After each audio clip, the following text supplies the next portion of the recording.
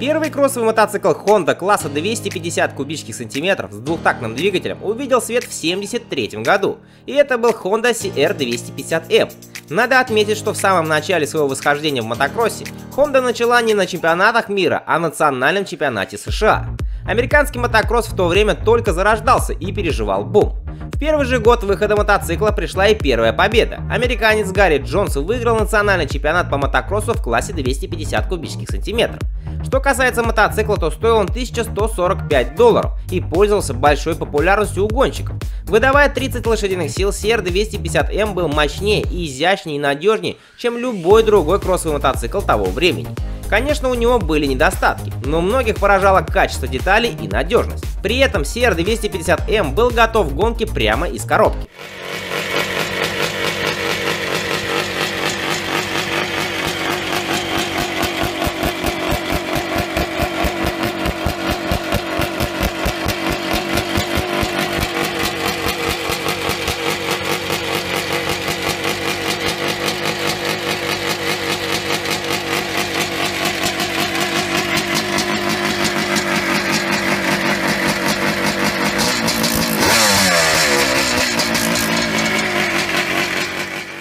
Однако затем с наступлением конкурентов Honda CR250M, несмотря на обновление, стала терять популярность. После нескольких лет забвения в этом классе компания в 1978 году представила абсолютно новую CR250R, радикально отличавшуюся от прошлогодней модели. Даже изменились буквы в названии, вместо M теперь стояла R. Новый двигатель был окрашен в ярко-красный цвет и был невероятно компактным и мощным, а единственным минусом была подвеска. На трассе новая CR250R была самым быстрым мотоциклом среди конкурентов, а Honda вновь доказала всему миру, что может построить конкурентоспособную машину.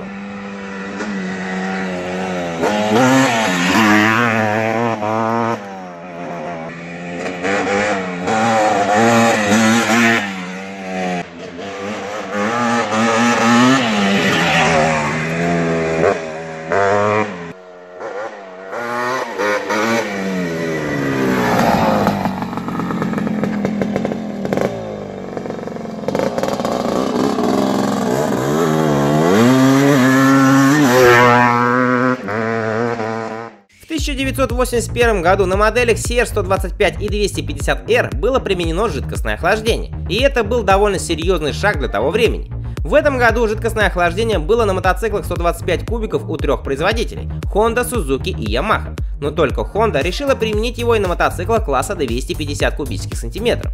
Другим большим шагом Honda было применение технологии моноподвески с центральным амортизатором ProLink на мотоциклах 125 и 250 кубиков.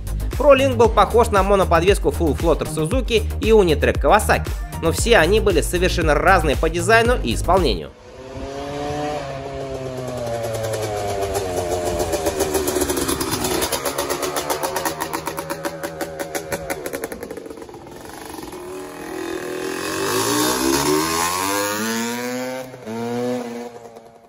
Но, как оказалось на практике, ни один из двигателей мотоциклов Honda 1981 года не стал выдающимся.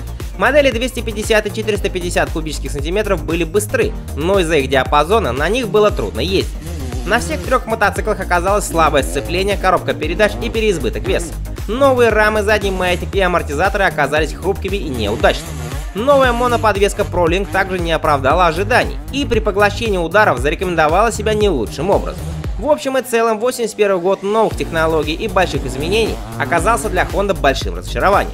Однако компания оперативно сделала работу над ошибками и внесла необходимые изменения в модели 1982 года. Был обновлен весь модельный ряд, улучшилась эргономика, пересмотрен диапазон мощности, мотоциклы стали легче, а производительность увеличилась.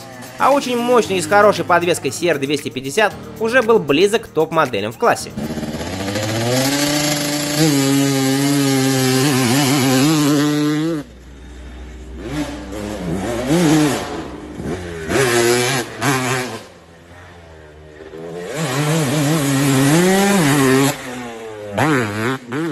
В конце 80-х самая жесткая конкуренция была именно в классе 250 кубиков. Новые модели Suzuki и Kawasaki отличались значительно лучшей производительностью, а ультрабыстрая Yamaha была недосягаема.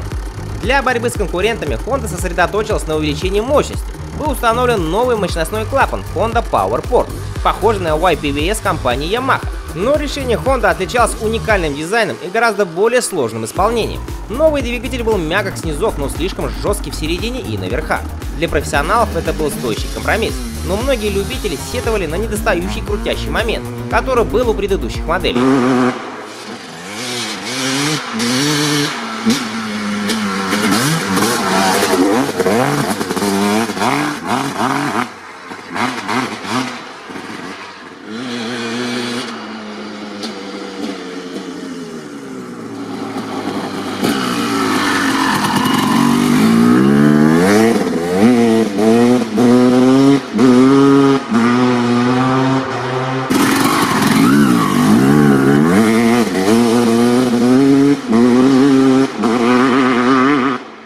Однако на протяжении последующих лет, несмотря на модернизацию модели, проблемы у CR250R были с подвеской.